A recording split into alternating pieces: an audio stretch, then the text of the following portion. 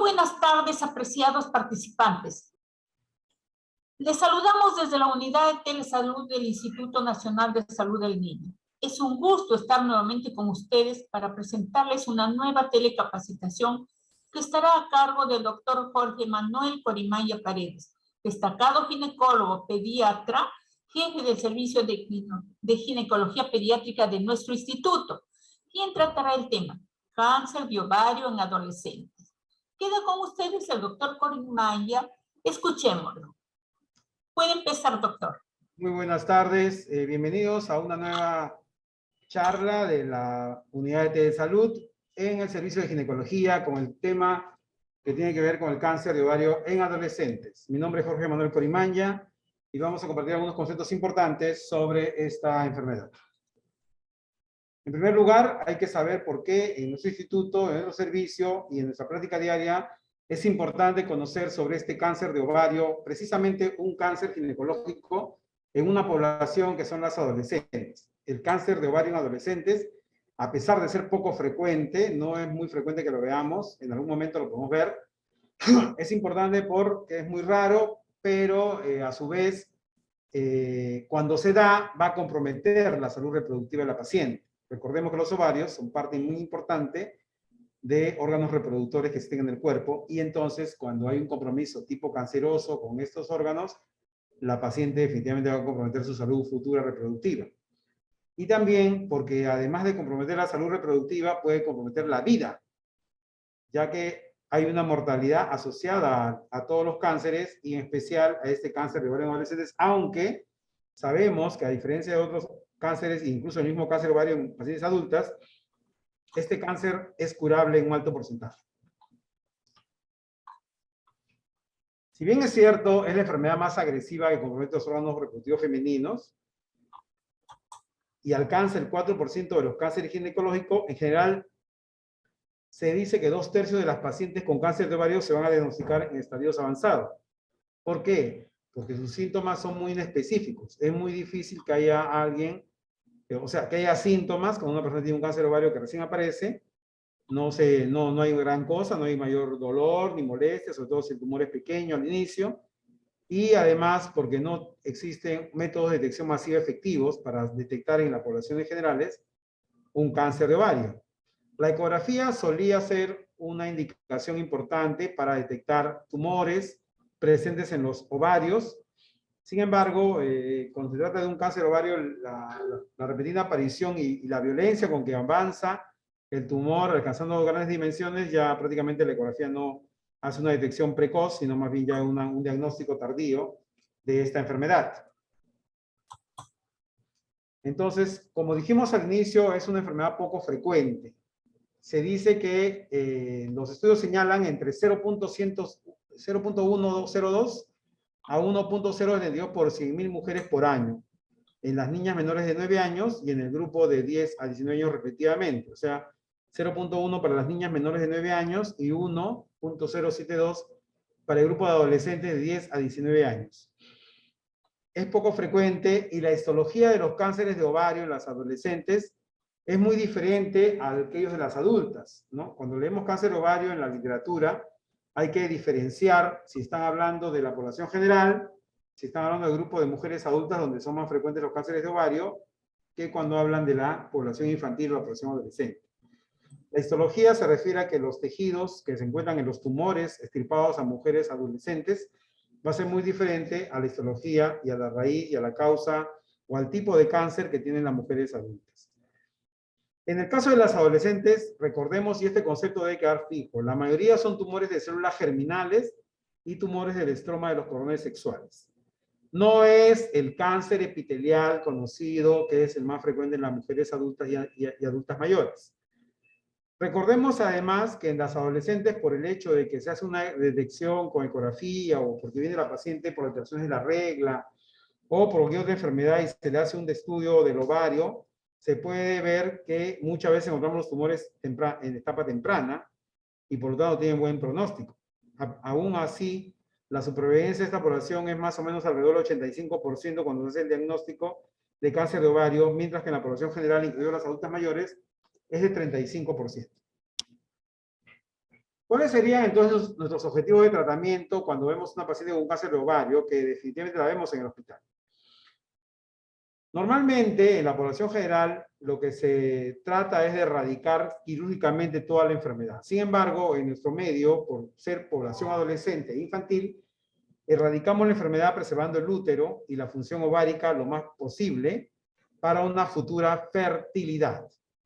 Por lo mismo, la terapia quirúrgica suele ser conservadora, suele ser sin demasiado operatividad dentro del abdomen, no se hace mayor operación que lo que es la extirpación del tumor, y después de eso se hace un rastreo de la enfermedad mediante análisis o mediante imágenes a verificar si es que hay alguna repercusión postoperatoria, si vuelven a aparecer nuevas tumoraciones, si hay una siembra en alguna otra parte del abdomen o del cuerpo, para poder terminar o vigilar que se vuelva a hacer un tratamiento.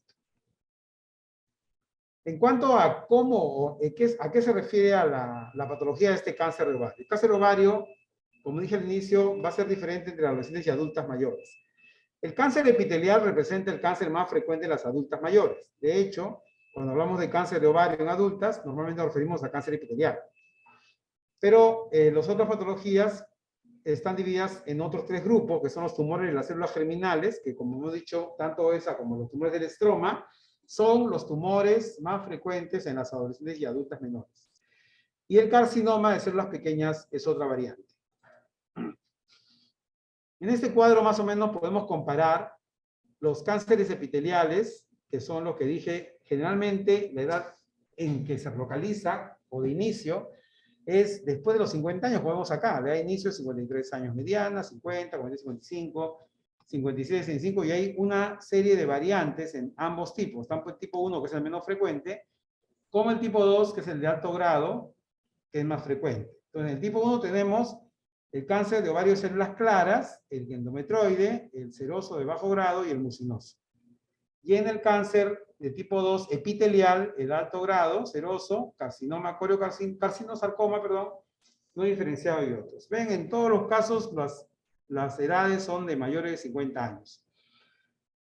¿No? Otro caso importante acá es respecto a los marcadores tumorales. En los epiteliales, el marcador tumoral por excelencia va a ser el CA125, y solo en el mucinoso se debe agregar además el CA19.9 y el antígeno carcino embrional. La biología en estos casos, todas las células son variantes respecto a los genes mutantes que van a estar relacionados con este tipo de cánceres, y en todos los casos se sugiere una cirugía que estirpe todos los órganos adyacentes al ovario, como puede ser la histerectomía abdominal total, o oophorectomía salpingo-vertebral o una mastectomía. Y obviamente empezar después la terapia de quimio, que en el caso del epitelial de tipo 1 es más resistente y más sensible en el caso del tipo 2. Y por esa razón, a pesar de que este es menos agresivo que el otro, el cáncer ovario tipo 2 es un 90% más mortal que el otro, que es solo 10%. Y estos son los no epiteliales, que son los que vemos más en adolescentes. Acá es importante fijar la mirada, porque dentro de los no epiteliales, que representan solo el 10%, en el caso de la población general, en las adolescentes es el más frecuente, tenemos el grupo de las células, el cáncer de células germinales, el del estroma de los cordones sexuales y las de células pequeñas. Vean ustedes que le da inicio en la mayoría de estas son de pacientes jóvenes, ¿no? Acá tenemos, por ejemplo, 15-25, 10-30, etc. Y acá tenemos las variantes patológicas o los subtipos. En primer lugar, el digerminoma, el tumor de saco vitelino y el teratoma inmaduro son los 3 más frecuentes relacionados al tumor o cáncer de células germinales. Y su edad de inicio es entre 15 y 25 años. Generalmente la presentación es temprana, estadio temprano de la enfermedad, y los marcadores tumorales que se utilizan para detectar estos tumores son la subunidad beta-HCG, la deshidrogenasa láctica y la alfa-fetoproteína.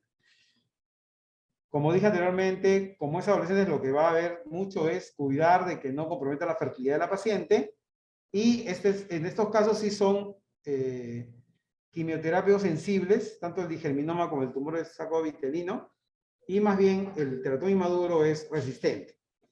Y la supervivencia es mayor del 90%, ojo acá. Es importante entonces detectar a tiempo esos tumores y tratarlos porque la supervivencia es alta. En el caso de, de las células del estroma de los cordones sexuales, la célula de Leydig tumor, generalmente de 10 a 30 años, y el tumor de célula granulosa, que puede aparecer en la infancia, en la juventud. Y son, en realidad, tumores que secretan hormonas y provocan pubertad precoz, desórdenes menstruales, etcétera, etcétera. Los marcadores tumorales para esto son la hormona antimülleriana y la inhibina. También está asociado a diferentes genes o mutaciones, y en el mismo caso que las células germinales, la cirugía debe ser conservadora de la fertilidad. Muchas veces se requieren operaciones repetidas después de una primera operación, y la quimioterapia también es importante, sobre todo para la enfermedad avanzada. Se dice que en el caso de las células de Leydig, el pronóstico no es tan bueno, y en los otros de acuerdo al estadio. Y los tumores de las células pequeñas, que también existen en otros órganos, hay dos tipos, el tipo hipercalcémico y el tipo neuroendocrino. También es un tumor que aparece más bien en las etapas avanzadas de la vida, con masas ováricas unilaterales y localizadas quirúrgicamente. También son de tratamiento para inmunoterapia o quimioterapia. Un resumen de los marcadores que vamos a pedir cuando tengamos sospecha de tumor o cáncer en adolescentes. Tenemos que pedir la deshidrogenasa láctica, la alfa-fetoproteína, la sunia beta, el CA125 y el antígeno carcinoso que no figura aquí, pero que también es un marcador importante de solicitar. Y no olviden que en el caso del coriocarcinoma, la sunia beta debe ser cuantitativa. Acá tenemos más o menos el resumen de lo que hablamos al inicio, el carcinoma epitelial, el carcinoma tipo 1 y el tipo 2. Recordando nuevamente, el cáncer epitelial es más frecuente en las adultas. En los adolescentes puede haber, pero menos. En general, el tipo 1 es el 20% y el tipo 2 es el 70%. El tipo 1 generalmente se presenta como masas quísticas localizadas en un ovario y tiene un curso clínico indolente. Se puede hacer una detección temprana y buen pronóstico y solo causa el 10% de las muertes. Pero muchas veces suele ser resistente a la quimioterapia y por eso el estadio avanzado que necesita quimioterapia es de mal pronóstico. Los subtipos van a incluir el carcinoma seroso de bajo grado, el carcinoma endometrioide, el carcinoma de células claras y el carcinoma mucinoso. En el caso del tipo 2, es el subtipo más común, es el carcinoma seroso de alto grado, que dicho sea de paso también está asociado a alta mortalidad. Los no epiteliales, que son justamente los que se presentan más en las adolescentes, hemos dicho el tumor de células germinales, tenemos el teratoma maduro o teratoma inmaduro. El teratoma maduro no es cáncer, es un tumor benigno. El teratoma maduro es uno de los tumores sólidos o mixtos más frecuentes en las adolescentes, en las niñas, pero no es cáncer, el inmaduro sí. Y otros subtipos de células germinales incluyen el digerminoma, que tiene cierta frecuencia, el tumor sacovitelino, el carcinoma embrionario y el coriocarcinoma. Como verán, todos los tumores tienen diferente histología, pero más o menos se engloban dentro de lo que es un manejo más o menos similar en todos los casos. En el caso de los tumores del estroma, de los cordones sexuales y tumores de células pequeñas, ya hemos visto en la tabla el tumor de células granulosas, que recordemos que ese tumor de células de la granulosa que produce estrógenos es muy frecuente, causante de pubertad precoz de tipo periférica, ¿no? No la pubertad precoz central, sino la pubertad precoz periférica que asociada a tumores productores de hormonas, y uno de ellos es el tumor de células de la granulosa. Y el tumor de Sertoli-Leydig, que sería el otro. Muy bien. Entonces, ya tengo un panorama de los cánceres que tenemos en las adolescentes. Más frecuente de células germinales y menos frecuente el epitelial. Y viendo que la mayoría de veces los tumores células germinales son de buen pronóstico, con o sin quimioterapia, ¿no? Entonces, el tratamiento tiene que ser no radical, sino conservador. No agresivo, no sacar todo lo que se pueda o buscar más ganglios, o buscar más biopsias y todo lo demás, sino bien retirar el tumor, lo que se pueda, y estudiarlo para después pasar a la siguiente etapa de quimioterapia. Aunque, por ejemplo, en el caso de los teratomas inmaduros, en algunos de los tumores, como el tumor de tipo 1 epitelial, la quimioterapia muchas veces es resistente el cáncer. Entonces necesitamos mejorar la técnica quirúrgica para tratar de retirar y no depender mucho de la quimioterapia.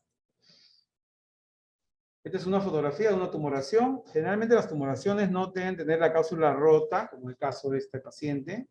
Muchas veces empieza necrosis del tumor, como vemos acá, zonas amarillentas, y la cápsula se rompe y puede haber una hemorragia interna. Muchas de estas pacientes han entrado a sala, más que por tener el tumor, por el choque hipovolémico debido al sangrado interno. Pueden causar hemoperitoneo. En cuanto al tratamiento quirúrgico, el carcinoma epitelial, como dijimos, se divide en dos partes, el tipo 1 y el tipo 2. El tipo 1 es más de mejor pronóstico, el tipo 2 es de mal pronóstico. Pero el tipo 2 es sensible a la quimioterapia, con carboxiplatino y plaquetacel. Y el tipo 1 más bien es más de ser cirugía. La quimioterapia, por ejemplo, en tumores mucinosos suele usar FOLFOX. Y también se usa terapia basada en antiestrógenos y antiangiogénicos. Y en algunas series se menciona a un medicamento que es el bevacizumab. Bueno, eso es en cuanto al epitelial, como he dicho, en adolescentes casi no vemos.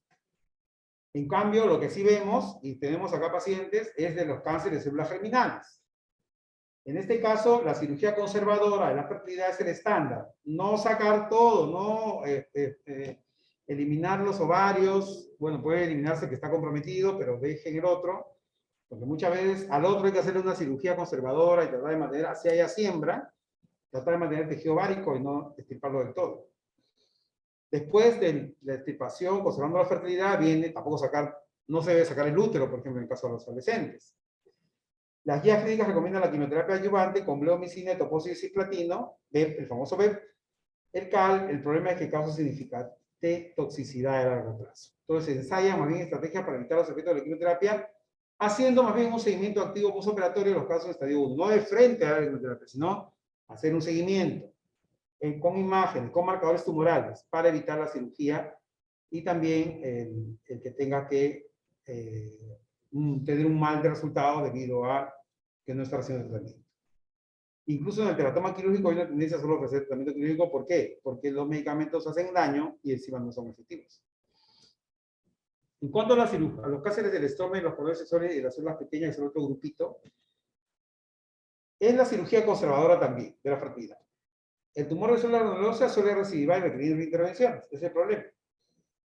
Pero no por eso se va a dejar de hacer después la quimio, ¿no?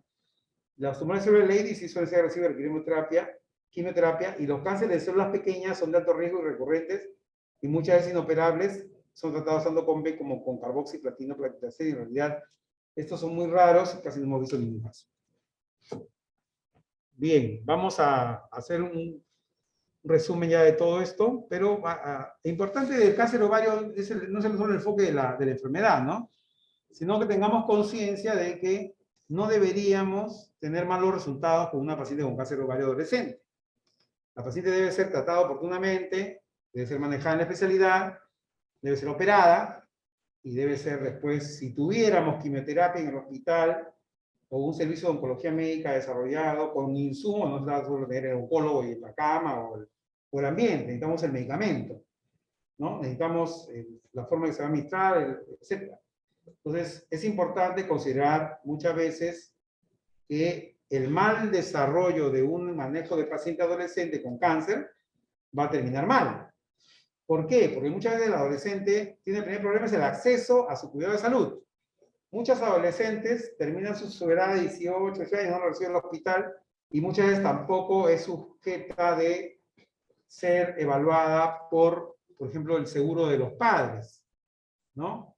El seguro de los padres ya no le cubre, entonces es una paciente que está en el limbo, como dice, está saliendo de la infancia, muchas veces también en los hospitales de niños ya no lo reciben porque ya cumplió 18 años, en los hospitales de adultos no, porque no tienen experiencia viendo jóvenes o adolescentes, o la mandan de frente, como son hospitales generales, la mandan de frente a neoplásicas, ¿no? Neoplásicas la devuelven porque no tiene diagnóstico. Entonces, hay unas barreras para la atención de esta población, ¿no? Y como hemos dicho, esto es importante, ¿por qué? Porque son pacientes que, si nos demoramos o nos descuidamos, pueden terminar mal.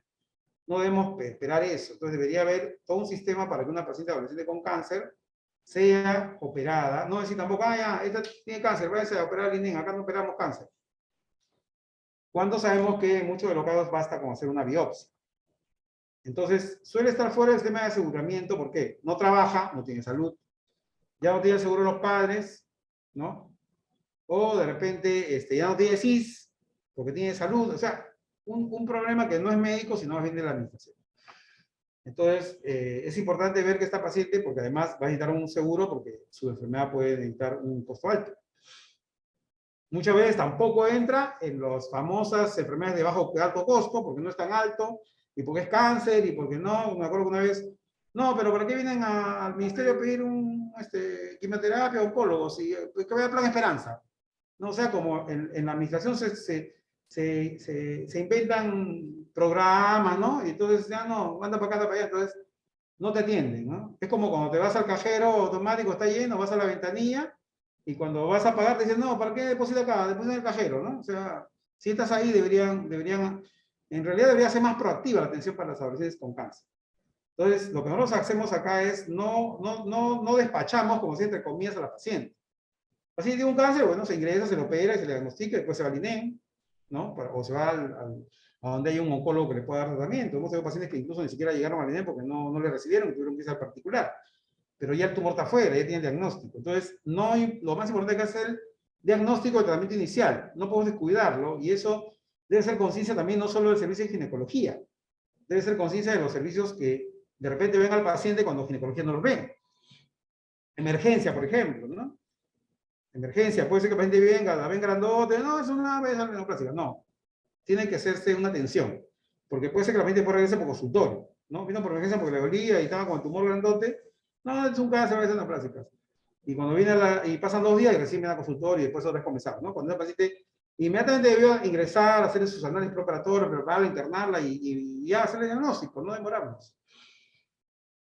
Bueno, los estudios hacen también hincapié en que muchas pacientes con cáncer adolescentes tienen un problema socioeconómico bajo, y por eso se relaciona con estadios avanzados. ¿Por qué? Porque no tuvo ni siquiera para el pasaje para venir al hospital. Tenía el CIS, pero no tenía la derivación por el hospital. Se tuvo que ir al centro de salud, donde también se asustaron, mandaron al INE, la regresaron del INE para el centro de salud, después de salud la mandan al hospital 1, al 2, es una escalera, ¿no? O sea, eso es lo que a veces nosotros mismos decimos, ¿no? ¿Por qué la mandan acá al nivel primario, que se vaya a su posta, ¿no? Y resulta que ahí adentro tenía un cáncer. Bien, entonces es importante este concepto del acceso a la salud. ¿Cómo hacemos para poder corregir eso, para que la población tenga conciencia de que si hay una niña con un tumor, puede ser un cáncer, puede ser que no sea, pero hay que hacer los pasos, los mismos pasos que hacemos acá, lo debe hacer el nivel primario. El nivel primario está capacitado para poder saber qué son marcadores tumorales, qué es una ecografía. Con esas dos cosas ya tiene bastante para saber si ese tumor es bueno o malo. El otro tema es el riesgo genético, que acá obviamente estamos más lejos aún de saber, ¿no? Que es cuando las mutaciones genéticas las puedes detectar con exámenes. Se supone que en toda la población, no sé si la mamá y la abuela tuvieron cáncer, hay que hacerle también a la niña, a ver si tienen, pues, ¿no? Pero generalmente por ética no se le hace a las adolescentes o a las niñas. ¿Por qué? Porque imagínate que le digan, pues tu mamá tuvo cáncer y te hacen a ti, tú también vas a tener. Entonces ya pues un trauma para la niña, saber que en algún momento se le va a manifestar el cáncer, y obviamente a esa edad no se puede estimular los ovarios, pues, por precaución, como sí podría hacerlo pues a los 50 años, ¿no? Ahí no, ahí tenemos que esperar que desarrolle, que tenga su regla, que su cuerpo funcione, y ya si le sale el tumor, ahí le sin tratar, ¿no? Entonces, hay muchas pruebas genéticas que están ya disponibles, pero no necesariamente van a ser de utilidad en las adolescentes o en las niñas. La cirugía es el otro tema, ¿no? En una adulta le operan todo, le sacan todo y ya está. Pero en las jóvenes no podemos hacer cirugía radical. Nos llevamos de encuentro la fertilidad y la salud sexual y reproductiva. O sea, creamos infertilidad y menopausia, no te puede volar todo, ¿no? La menopausia precoz a una joven puede causarle una mayor movilidad física y psicológica. Entonces, es una cirugía fina, a pesar que es un cáncer, ¿no? Si tenemos el enfoque de borrarnos todo lo que se pueda, no vamos a ayudar mucho. No debemos pensar así, debemos pensar en una cirugía inteligente. En realidad es redundante decir eso, pero una cirugía moderada, una cirugía conservadora de la fertilidad, consciente, digamos, de que estamos tocando órganos vitales, no para respirar o para que lata el corazón. Son órganos vitales, me repite, más trascendentes, que es para que esa persona siga viviendo por siempre, que es a través de su descendencia. Entonces, no podemos tener pues una cirugía radical en pacientes jóvenes ni niñas menos. Entonces, debe considerarse una cirugía conservadora de la fertilidad, y la práctica de cirugía mínimamente invasiva debe ser considerada. Laparoscopía, cirugía mínimamente invasiva o cirugía conservadora, ¿no? Con el fin de conservar la fertilidad, sabiendo que tenemos, bueno, hay de todo, porque bueno, si tenemos un teratoma inmaduro, por ejemplo, que no es sensible a quimioterapia, tenemos que ver la forma de retirar lo más posible el tejido, pero conservando también la fertilidad. Justamente de la fertilidad hablamos, y eso es lo que no se habla mucho y debería hablarse. Ya sea a nivel del oncólogo, ya sea a nivel del ginecólogo, ya sea a nivel del pediatra. La fertilidad es importante, por eso las sociedades científicas, no he puesto los nombres acá, son varias, ya han publicado varias guías, y acá rato las publican, ¿no? Para preservar la fertilidad en pacientes jóvenes con cáncer que van a recibir o reciben terapia gonadotóxica, o sea, terapia que dañe las gónadas. Y acá me refiero no solamente a las pacientes con cáncer de ovario, me refiero a también a las pacientes que tienen cánceres en otros lados, pero van a recibir quimioterapia o radioterapia y pueden dañar sus gónadas. ¿Cómo hacemos para que estas niñas, y también niños más fácil de repente, conserven su fertilidad a pesar que van a ser irradiados con quimioterapia, con tratamientos agresivos para sus gónadas? Tenemos que pensar una forma de preservar esta fertilidad. Entonces, una de las cosas que se le ocurrió hace tiempo a los médicos tratantes es decir, bueno, tenemos que ayudarnos de los médicos que hacen fertilidad y reproducción. O sea, los ginecólogos que están dedicados a la medicina reproductiva, ¿no? Lo que hacen infertilidad, en grandes clínicas de infertilidad, a ver qué opinan sobre el caso. De repente, si yo hoy día a una niña que está con cáncer la mando o mejor dicho, si hace un tiempo yo la enviaba a una paciente con cáncer de ovario, que le voy a hacer una extirpación de ovarios y le voy a hacer, de repente voy a hacer quimioterapia, la mando a un centro de reproducción, le voy a decir, usted se equivocó de sitio. Acá vemos señoras adultas que no pueden tener hijos y a ella le hacemos todo lo que está diciendo usted. Pero no una niña con cáncer, que viene acá, no sé ni para qué viene. Probablemente os dirían eso, pero últimamente, obviamente, ya estos expertos en fertilidad no solamente pues hacen la inseminación, sino también ahora hacen conservación, por ejemplo, del tejido ovárico, ¿no? Vitrificación de ovocitos para, después de un tiempo, a una paciente joven le ponen sus óvulos o le hacen un embrión con óvulos, cuando ya es adulta, ya hizo su vida y todo lo demás. Entonces, el experto en fertilidad ya no es como antes, ¿no? Ahora sí podría dar una mano y una opinión, y nosotros realmente los ginecólogos conocemos de esto, para poder conservar la fertilidad de una niña en un adolescente. Y después tenemos el otro lado de la moneda, el cirujano, el oncólogo, de repente algunos ginecólogos, que no mandan al paciente a donde el experto en fertilidad, ni piden consejo al experto en fertilidad, ni ellos revisan posibilidades de fertilidad para esta paciente. Y una de las razones por las que algunos especialistas no lo hacen es por la creencia de que esto va a demorar el tratamiento, por ejemplo, de extirpación o la quimioterapia. Dicen, no, ¿para qué? En alguna oportunidad yo escuché una charla de un oncólogo, pediatra, que habló de todo y le pregunté sobre esto de la preservación de tejido ovárico y me dijo, eso no lo hacemos porque los papás primero quieren que no se muera su hija y después ya verán si se desenvuelve o no. Pero es que, ¿por qué? Porque creen que no hay tiempo, ¿no? Porque ya creen que el cáncer hay que sacarlo, ya, y es verdad, ¿no? Pero siempre hay tiempo para verificar la forma de conservar la fertilidad de estas pacientes, porque lo peor es que, de repente, si tú le preguntas a una niña o a un adolescente sobre fertilidad, no va a saber mucho contestar sobre el respecto ni van a tomar decisiones. Eso va a depender de los padres y de los tratantes. Nosotros, en nuestra conciencia de adultos médicos, tenemos que dar una opinión sobre la posibilidad que deberemos darle a toda niña o adolescente con cáncer de conservar su fertilidad, luego del tratamiento. Entonces ya es un protagonismo del colega, del profesional, conjuntamente con los padres. Los niños no van a poder dar mucha opinión al respecto, porque es probable que no entiendan mucho al respecto. También es importante saber que muchas veces los tratamientos radicales van a causar menopausia precoz, o la quimioterapia también. Y ojo que en este caso los síntomas son más severos que la menopausia natural y obviamente requieren un tratamiento de soporte, tratamiento médico permanente, porque van a haber muchos efectos adversos sobre el aspecto óseo y cardiovascular en esta población. Entonces, estos 5 puntos últimos son importantes porque no solo se trata de decir, bueno, el cáncer es así, son estos tipos, hay estos marcadores, hay que operar, hay que hacer seguimiento. También es bueno considerar otros aspectos biopsicosociales de lo que es el enfoque del cáncer de adolescente, que es justamente lo que nuestra especialidad nos exige. Bueno, en conclusión, y después voy a las preguntas, tenemos que pensar, en primer lugar, los objetivos de esta charla son, en primer lugar, que todos entendamos que existe una diversidad de cánceres que afectan al ovario y que es diferente de acuerdo a la edad de la paciente. Hay epiteliales, hay germinales, no todos son iguales. El manejo puede ser diferente en cada uno.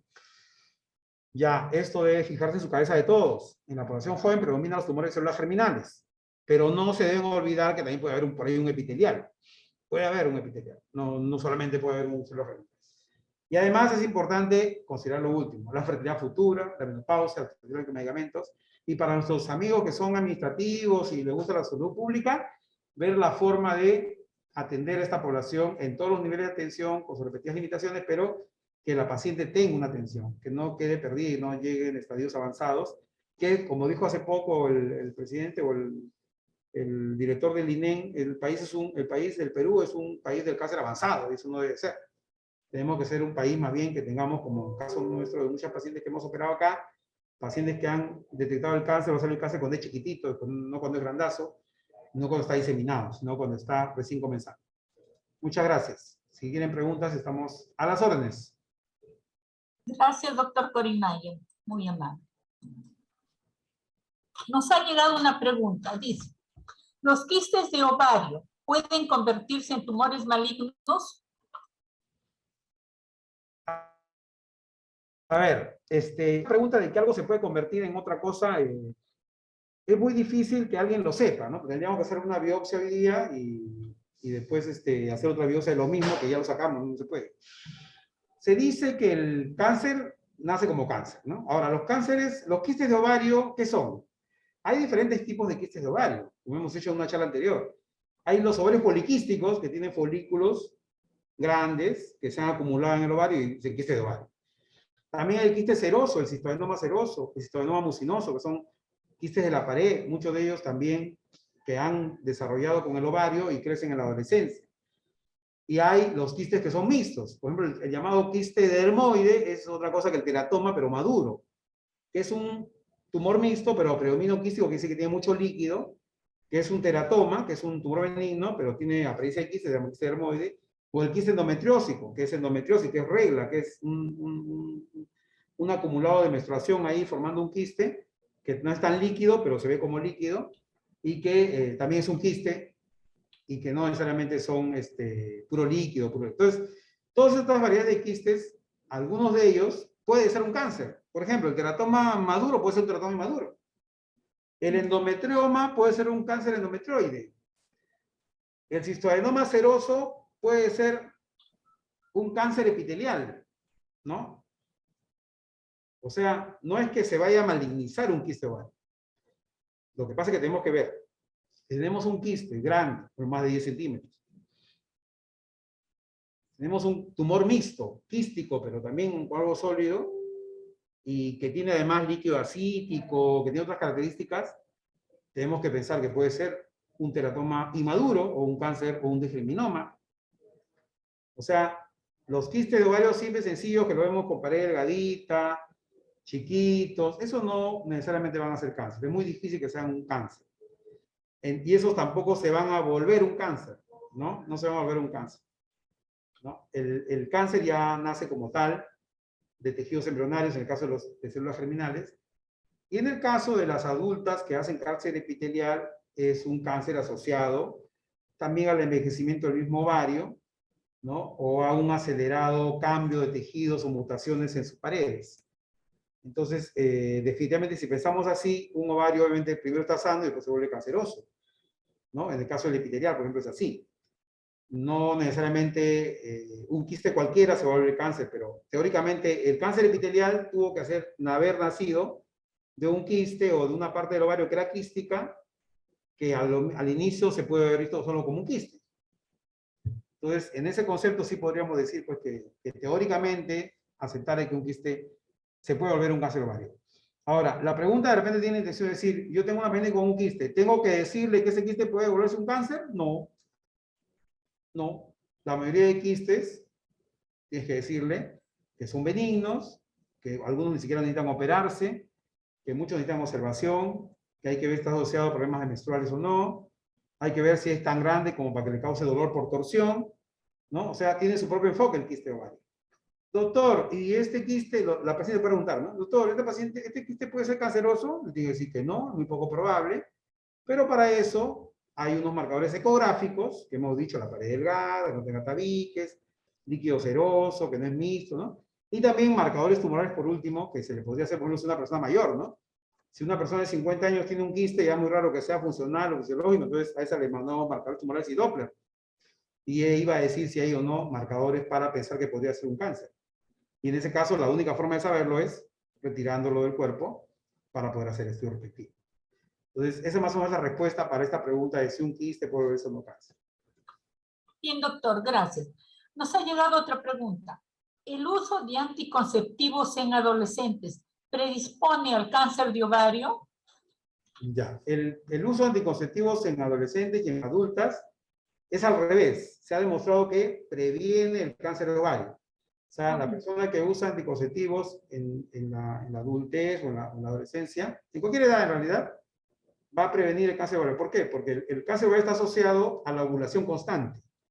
La paciente que más ovula rompe más su... Se dice así, ¿no? Se explica de esta manera. El ovario, cada vez que hay ovulación, se rompe y se reconstruye. Se regenera. Entonces, en esa regeneración puede haber mutación. Y ahí viene el cáncer.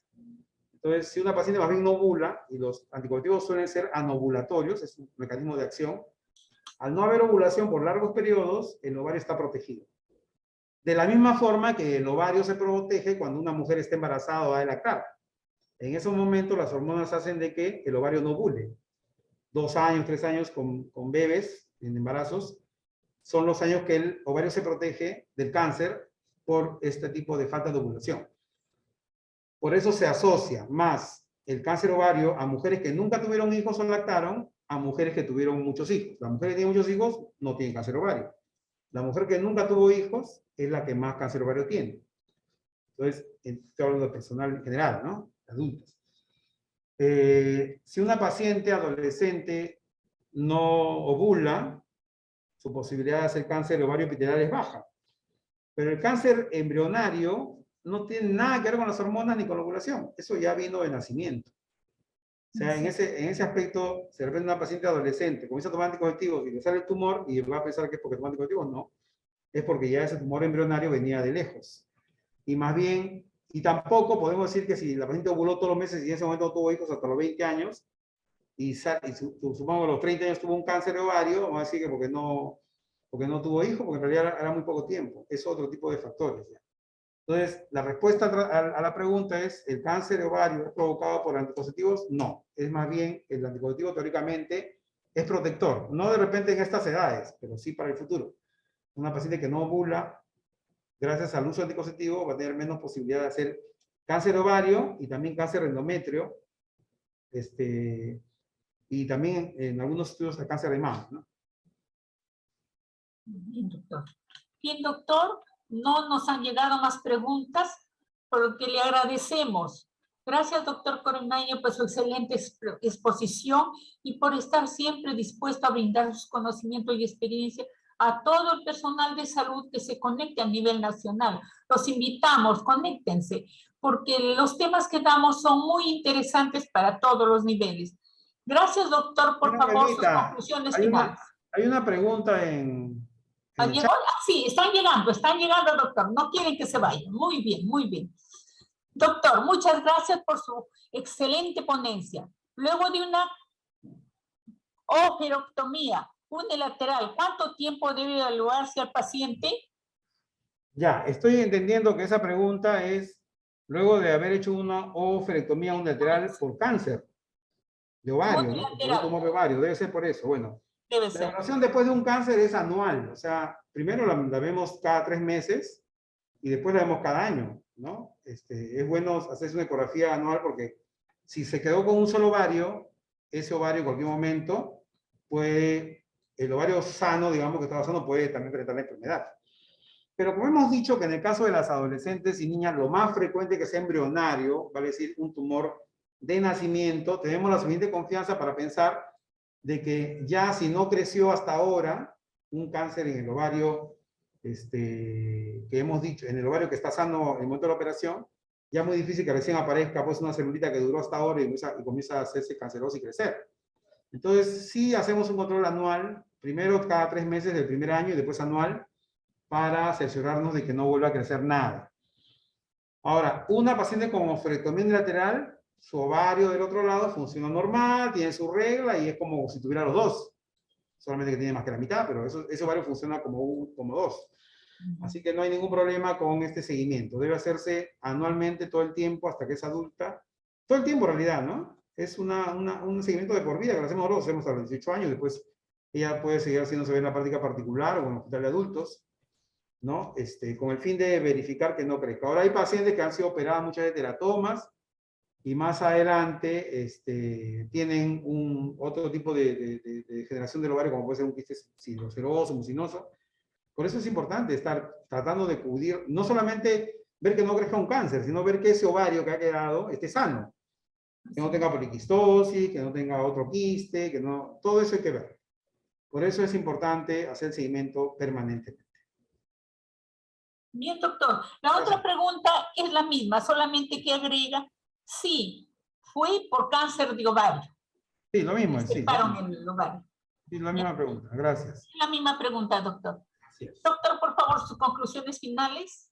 Sí, como dije al inicio y cuando estaba en plena exposición, es importante, en primer lugar, garantizar el acceso de la paciente, no la despachemos, como dije en una de las expresiones. Hay que atender al paciente, hay que buscar que se la atienda en el hospital hasta donde se pueda atenderla y después derivarla, no perder al paciente, no descuidar al paciente, ¿no? Ya con el tiempo tendremos unidades de oncología, tendremos quimioterapia, que ese es el enfoque que debe tener nuestro hospital, buscar la forma de que atendamos al paciente como se debe con todo lo que se pueda. Entonces, la cirugía incluso también, prepararla, de repente entrar con otros especialistas como cirugía, urología. La cosa es garantizar una buena atención al paciente y que se preserve la fertilidad, que es algo importante. Ya con el tiempo tal vez tendremos ya cómo conservar los ovarios en su instituto, que es otro de los enfoques a largo plazo que deberían tenerse cuando pensemos en el futuro. Conservar ovarios, conservar tejido ovárico, de repente en algún momento hacer transposición, trasplante, qué sé yo. ¿No? Es importante pensar siempre en grande para poder dar lo mejor a nuestras pacientes. Esa es mi conclusión del día de hoy. Es un tema bastante interesante, con mucha visión de futuro, y que esperemos que le haya agradado al grueso de nuestros invitados. Gracias, doctor. Como siempre, usted dando muy buenas exposiciones, los invitamos nuevamente, lo comprometemos para que dé otra en el futuro del tema que usted desee. Sus temas son muy interesantes, doctor Corimaya. Gracias. Gracias también a los participantes. Gracias. Conéctense, por favor. Y los que no han podido, y todos los temas que nosotros presentamos quedan colgados en la página web y en canal de YouTube de Telesalud del Instituto Nacional de Salud del Niño. Muy buenas tardes a todos.